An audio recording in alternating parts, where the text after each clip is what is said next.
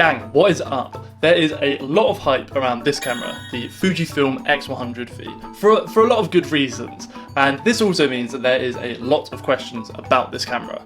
And so today we're going to be quick fire answering a whole bunch of different questions from existing owners, people who want to learn more to take their camera to the next level, but also people who are tentative buyers, people who are interested in buying this camera and want to learn more about it. And I've got all of these questions from the X100V community groups on Facebook, as well as asking my audience who are also interested in the X100V on Instagram.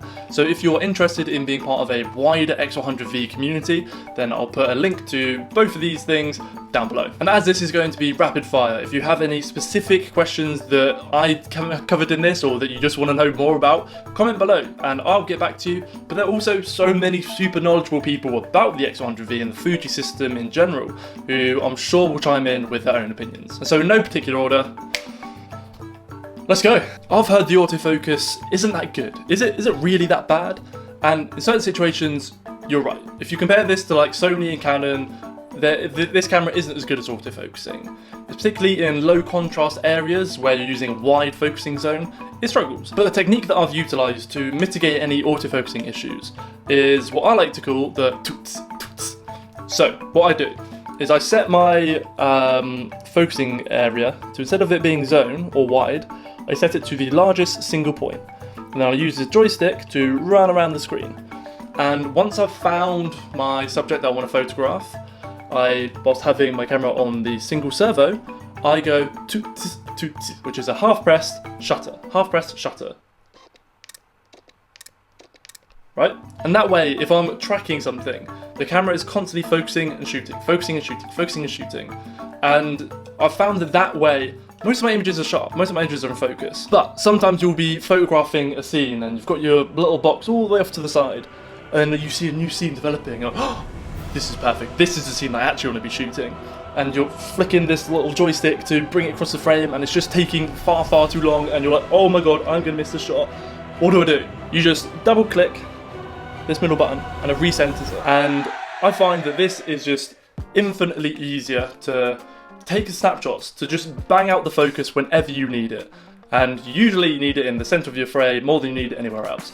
So that function is an absolute lifesaver. And that is how you mitigate the autofocusing issues on the X100V. Oh, I'm not sure whether I should get the silver one or the black one. Obviously silver. Coffee. So I want to get a new camera. And I'm looking up the XE4 and the X100V. And I'm not sure what to get. Like, what should I do? A lot of people compare these two cameras because they see the XE4 as an interchangeable lens X100V. And whilst the comparison on face value kind of is there, like they're both like small Fujifilm cameras, I actually think that they're quite different. And the majority of the pull to the XE4 is the interchangeable lens because that gives you more freedom, right? Wrong. I actually think that the X100V gives you more freedom. More freedom of creative choices. You don't have to think about the focal length that you're shooting. You don't have to think about the lenses that you're bringing today. You don't have to think about what new lenses are coming out, whether you want to get the 1.4 or the f2. All of these things are detrimental to freeing your creative mind. It sounds so woo-woo when I say it, but trust me on this. And not only that, being limited to 35mm is 100% the best training tool in photography. When I first used this camera, it made me realise how trash I was as a photographer. It made me realise how reliant I was on expensive kit, on telephoto lenses, on wide angle lenses. Because 35mm will really reveal whether you are a good photographer or not. And being limited to 35mm, or any prime really, for an extended period of time, teaches you so much about photography. And I really doubt that I would be as good of a photographer if I had got an interchangeable lens camera. I've got a video coming out explaining why 35mm is the greatest tool for any photographer. So if you're interested, hit the subscribe button, wherever it is. The X100V looks pretty flat. What are the ergonomics like? How does it actually feel to use this camera? I personally quite like it. I like that it's small and compact and you can conceal it, you can just play with it. It feels much more like a toy. But if you're used to like a big professional mirrorless or DSLR camera with a big thick grip, it's not going to feel as comfortable to hold. You can't hold it like this, which is how a lot of people hold their big cameras. I find myself personally using this camera more like a carry along. I always hold it sat in my hand like this, where it's just nice and like relaxed. And I also have the Peak Design wrist wrap, highly recommend it if you don't have one, and just have it sat like this and maybe play around. And I actually love the feel of it. I think that the tactile nature of this is actually beautiful. Using it feels like an absolute joy. Like, listen to this.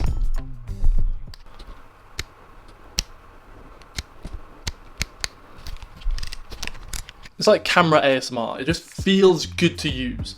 And I think that once you've played around with it for a couple of times, it will just feel natural. You'll get used to the camera. First time you pick it up, it will feel weird. Definitely did when I did, but you will learn to love it. If you're enjoying this video and want to be part of the Fuji gang, give this video a big thumbs up and yeah, help spread the love of the Fuji gang and the love of this bad boy. There are a lot of accessories that go with this camera and people love it. People are so fond and excited about accessorizing the X100V, and I completely understand why. And the most popular thing, or the most popular accessory, is the thumb grip. And so what it is it's a little insertion that goes into your hot shoe here, and then comes out here, and then has a nice little thumb plate so you can hold onto your camera with more ease. And every time I've held one, I'm like, this actually feels absolutely amazing. I kind of wish I had one. However, I shoot manual, and I don't know why. It's not some, I shoot manual. I've just always done it, so that's what I'm used to. And I prioritize having easy access to my shutter speed and also my ISO. And so for that reason, I sadly don't have a thumb grip. Another accessory that people really like is the weather sealing kit, because this camera is weather sealed apart from the lens, which is kind of one of the most important elements of your camera, let's say. And I personally have never felt the need to have it. I've used this in light rain, I've used this in like dusty racetracks, and yeah, I've never had any issues with it whatsoever. So if you are going to these super dusty, wet locations, then definitely wear the seal camera. But if not, don't worry about it. You'll be absolutely fine without it.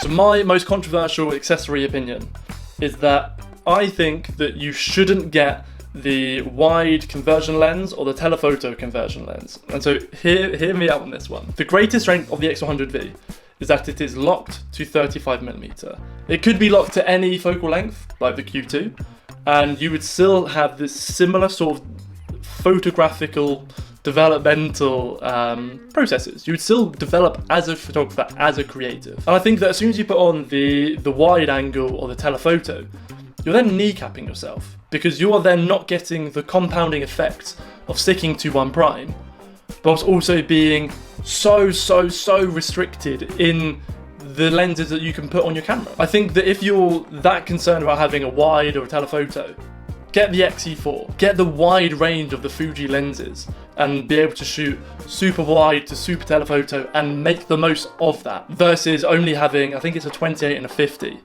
They're all quite similar, but not quite different enough. Please don't crucify me, but if any of you have really strong opinions as to why I should get the conversion lenses, comment below. So I'm new to the Fuji system and I'm not sure whether I should be shooting RAW or JPEGs. What should I do? I think this is an absolutely wicked problem to have, because there's something about the Fuji system which is more fun, right? We as photographers, we like to be out and about shooting. And if you don't like editing, then shoot JPEG. Use the beautiful film simulations and have a wonderful time. But if you want more control, shoot RAW. So this leads me on to my next question. I've seen beautiful Fuji images where people were talking about recipes and the colours are just so beautiful and it looks like film. Like, how do I do that on my camera? Well, you download recipes, and there is this one website called Fuji X Weekly, and they have the best recipes. All of like the super famous film stock that when you're flicking through Instagram, you see film photos and you're like, oh, that looks beautiful. there's a group of people on there who are making essentially like presets that are built into your camera to then be able to recreate a similar sort of look and feel, which is fantastic. I'll put a link in the description so you can see all of the different film stocks that are available, but also a guide as to how you can personally upload them to your camera. My skin tones look a little bit weird when I'm taking the photo straight out of camera. Like, what's that all about? Well, chances are that you are using a film simulation that changes the colors very slightly in the yellow, oranges, reds, and maybe even greens. That's kind of typically where a lot of these film stocks really like to push and pull those colors. And so that may mean that if you've got someone with a red skin tone and the simulation is pushing reds into the oranges, probably going to make them look a little bit oompa-loompery. So don't worry, shoot raw if this is too much of an issue for you. I'm thinking about the X100V, but I kind of want a full frame sensor. Why? I think it's super important for you to think about why you need a full frame sensor. What are the specifics that a crop sensor that you know for a fact can't do as well as a full frame sensor? Crop sensors are smaller, therefore they're lighter. That means that the camera is more portable. You'll be able to bring it with you everywhere. And the X100V and all the Fuji cameras really, they serve a different purpose compared to your big Sonys and Canons. Crop sensors also have a larger depth of field compared to full frame cameras when shooting at the same f-stop. And that's really good for shooting memories and shooting your friends and shooting street, because you're then able to get more in focus. So then you're able to see more of the scene, so you're able to relate to it a bit more.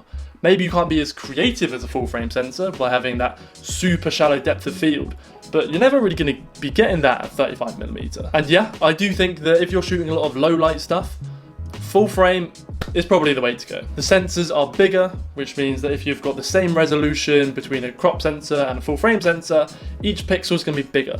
So it's going to be able to take in more light, and so you're going to get less noise and artificial electrical interference with the image from bumping up your ISO. But every time I've used this in low light, I've bumped the ISO, I've slapped up the grain and called it art. So I actually don't think that's too much of an issue, but it may be for you. I've tried connecting my phone and the X100V and it doesn't seem to really be working.